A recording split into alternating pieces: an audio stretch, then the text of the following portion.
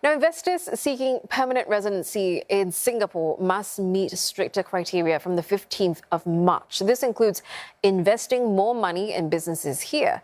The Economic Development Board says the changes to the Global Investor Program will benefit local startups and the financial sector. It adds that it will generate more jobs in sectors such as finance, tax, legal, and fund management. Now, under the changes, new or existing businesses will have to hire at least 30 people when renewing re-entry permits after the first 5 years.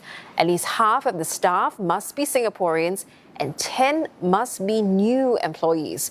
The current renewal criteria only require hiring a minimum of 10 people, with at least half being locals.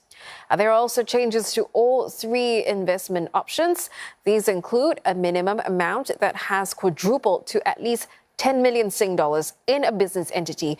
They can also put in a minimum of 25 million in GIP select funds that invest in Singapore-based companies. That's up tenfold from current criteria. Or applicants can establish a single family office here with at least $50 million invested in 4 categories. And these include companies listed on the stock exchange, licensed by Singapore Central Bank. Applicants only need to choose and qualify for one of these options. Analysts say the criteria refinement is in line with commercial realities. We are looking at making sure that, while, these investors are in Singapore with the PR status, they will also be contributing and creating spin-offs for Singapore. And that might be in the form of jobs and in terms of activities such as business activities and also ancillary services like funds and fund management. Look at the profile of these GIP applicants. These are the world's top entrepreneurs, founders, principals, etc.